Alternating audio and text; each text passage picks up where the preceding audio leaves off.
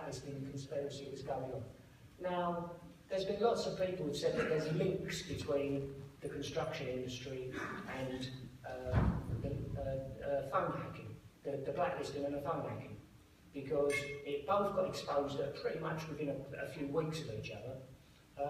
And with phone hacking, you've got multinational media companies, you know, colluding with the police to breach people's human rights. And with blacklisting, you've got multinational construction companies colluding with the police to breach trade unionists' human rights. Now, and so there's a real link there. But I think there's a difference, because the link with phone hacking, if you believe what's in the newspapers, is that News International were giving coppers £10,000 or giving coppers £5,000 for information. It was individual bribery. It was corruption. If a detective chief inspector comes and does PowerPoint presentations, that's not individual corruption. That's standard operating procedure. This is how it works. You know, welcome to capitalism. You know, this is how it works. You know, in a dispute between big business and trade unions, the state is not neutral. The state is on the side of big business. Always has been, and at the moment always will be, until we change society. You know, the other difference between phone hacking and blacklisting is we're not celebrities. We're working class trade unionists. And although there was some outrageous stuff done with phone hacking, the Millie Downer stuff, and some of the other stuff, absolutely appalling, the vast majority of those people are celebrities, and the reason it's been all over the front pages of their newspapers, and more importantly, the reason why they've got a public inquiry about it, the Leveson inquiry, is because they're celebrities and the press and the politicians are interested. We've been calling for a public inquiry on this since the day it started. When it first started, people said that there's no chance. But this is no longer an industrial dispute. This isn't an industrial relations dispute between unions and companies. This is now a human rights conspiracy between big business, the secret police and the security services against working people. And we demand a public inquiry.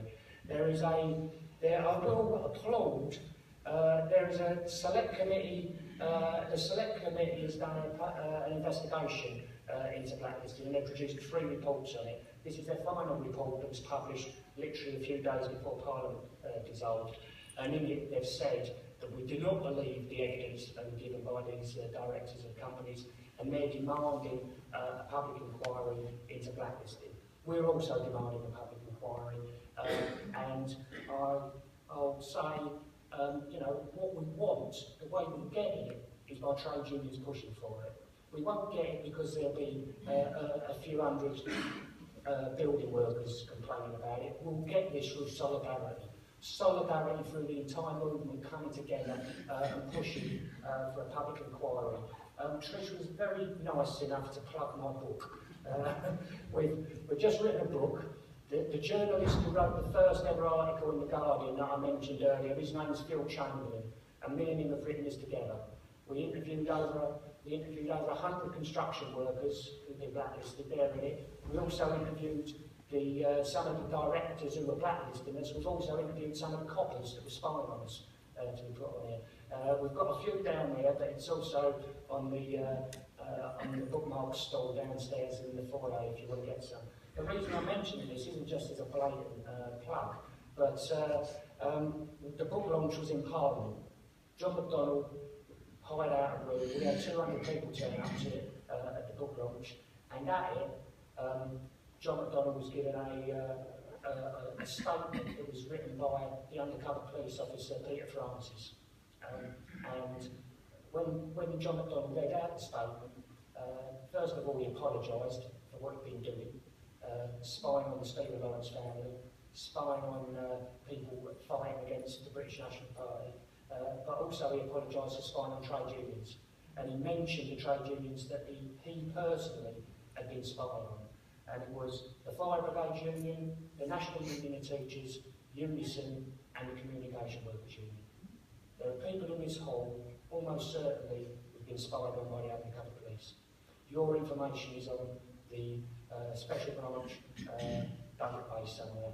Anyone in this country can apply for a copy of your special branch file. I suggest that you try to. I must say, I've applied for mine and they refused to give it to me. said, seriously, there's only two reasons that they can not give it to you. And the reason they gave to me is to provide me with the information would endanger ongoing police investigations. So effectively what they're saying is they've got an undercover copper in this Blacklisted support group that we're organising on, because that's the campaign they've got in nowadays. I don't know what else they think they're spying on me for.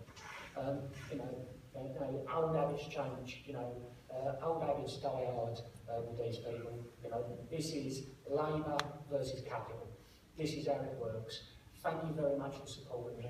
It's been a pleasure to speak to you. I hope CW take this up, and you know, solidarity. Thank you very much.